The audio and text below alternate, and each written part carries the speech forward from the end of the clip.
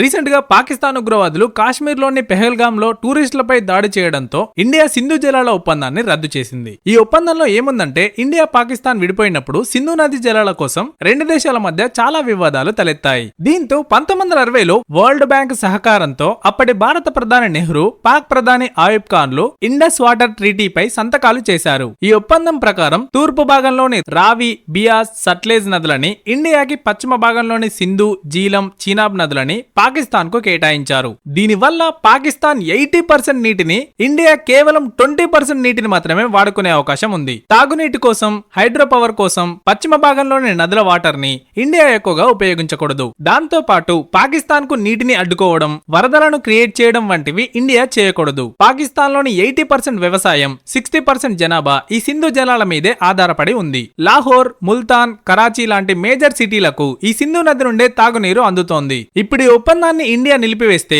సింధు జలాలు పాకిస్తాన్ కి వెళ్లకుండా అడ్డుకుని వాటిని దారి మళ్లించేందుకు డ్యాంలు కట్టుకునే అవకాశం ఇండియాకి ఉంటుంది. దానివల్ల పాకిస్తాన్ లోని వ్యవసాయం పూర్తిగా దెబ్బతింటుంది. పాకిస్తాన్ లోని చాలా ప్రాంతం ఎడారిగా మారిపోతుంది. ఇప్పటికే పాకిస్తాన్ తీవ్ర సంక్షోభంలో ఉంది. సింధు జలాలు రాకపోతే ఆ దేశం పూర్తిగా పతనమవుతుంది. 1960ల నుండి ఇండస్ వాటర్ ట్రీటీ జరిగినప్పటి నుండి రెండు దేశాల మధ్య ఇప్పటి వరకు 3 యుద్ధాలు జరిగాయి. అయినా కూడా వాటర్ ట్రీటీని ఇండియా ఎప్పుడూ రద్దు చేయలేదు. కానీ పదే పదే పాకిస్తాన్ ఉగ్రవాదులను పంపి కాశ్మీర్ లో అల్లర్లు సృష్టిస్తూనే ఉంది. ఇండియా వాళ్ళకి వాటర్ ఇస్తే పాక్ మన రక్తాన్ని చవిచూస్తోంది. బ్లడ్ అండ్ వాటర్ ఒకే దగ్గర ఉండవని, పాకిస్తాన్ ఎప్పుడైతే ఉగ్రవాద చర్యలను ఆపేస్తుందో అప్పటి వరకు ఈ ఒప్పందాన్ని నిలిపివేస్తున్నామని ప్రధాని మోడీ ప్రకటించారు.